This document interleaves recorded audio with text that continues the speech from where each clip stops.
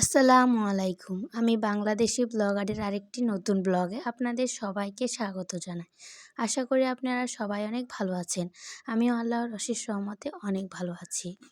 আজকের ব্লগটি শীতকালীন পিঠাপুলি নিয়ে। তো চলুন কথা না বাড়িয়ে আজকে কি পিঠা বানাচ্ছে সেটার নাম বলি।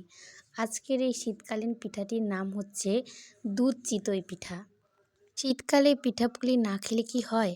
আপনারা কারা কারা শীতকালে কি পিঠা খেয়েছেন অবশ্যই কমেন্টসে জানাবেন। প্রথমে দুধের মধ্যে পাটালি গুড় সাথে তেজপাতা, দারুচিনি, এলাচ ভালোভাবে এগুলোকে জাল করে নিচ্ছি। দুধটা ভালোভাবে ঘন করে জাল করে নিতে হবে। আমার এই ভিডিওটি যারা সাবস্ক্রাইব করেছেন তাদেরকে অসংখ্য ধন্যবাদ, আর যারা এখনও করেননি তারা অবশ্যই সাবস্ক্রাইবটা করে দিবেন। যারা আমার এই ভিডিওটি ফেসবুক থেকে দেখছেন তারা আমার ফেসবুক পেজটি ফলো করে আমার পাশে থাকবেন। আমার এই ভিডিওটিতে যদি কোনো ভুল ত্রুটি হয়ে থাকে তাহলে ক্ষমা সুন্দর দৃষ্টিতে দেখবেন। আশা করছি আপনাদের কাছে আমার এই ভিডিওটি ভালো লাগবে। আর আপনাদের কাছে আমার একটাই অনুরোধ, আমার এই ভিডিওটি না টেনেই দেখবেন।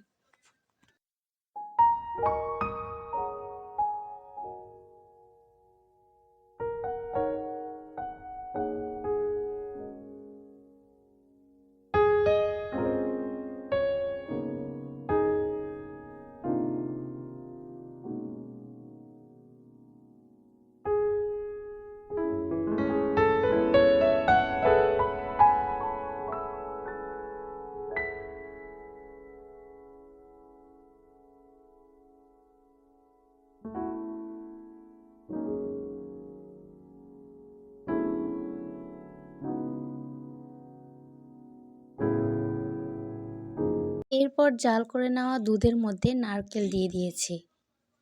এরপর আমার আম্মু চিতই পিঠা বানানোর জন্য চালের গুঁড়োগুলো কুসুম গরম পানি দিয়ে ভালোভাবে মেখে নিচ্ছি।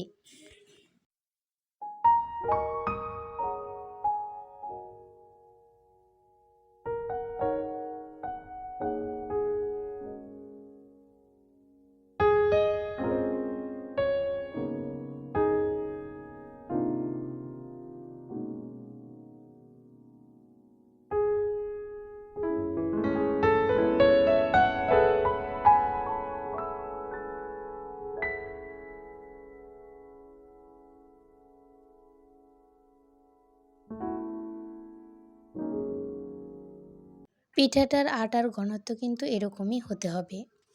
এরকম হয়ে গেলে বুঝে নিতে হবে পিঠাটার আটা তৈরি হয়ে গেছে।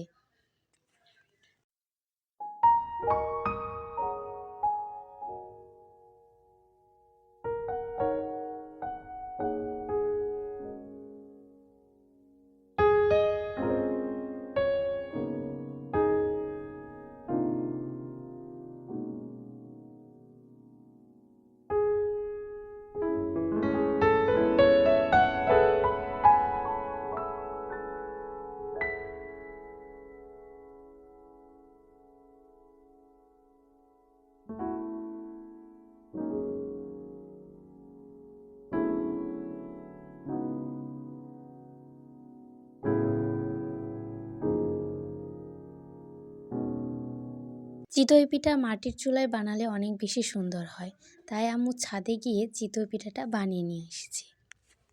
পিঠা বানানো হয়ে গেছে। এরপর ঘন জাল করা দুধের মধ্যে একে একে পিঠাগুলো দিয়ে দিবে।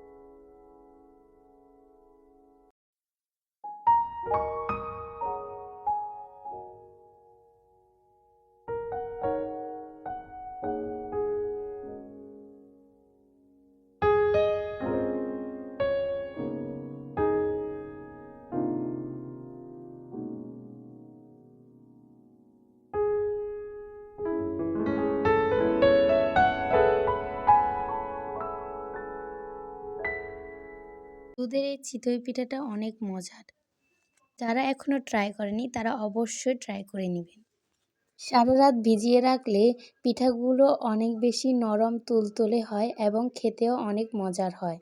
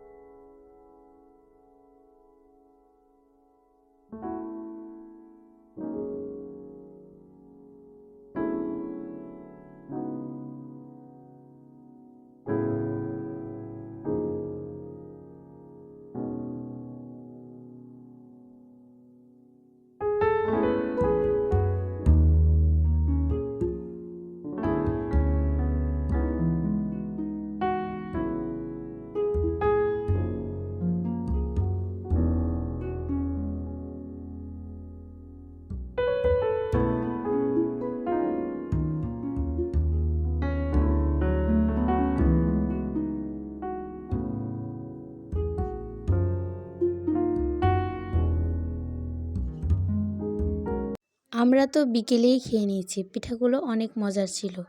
আজকের মতো ব্লগটি এখানেই শেষ করছি। সবাই ভালো থাকবেন। আসসালামু আলাইকুম।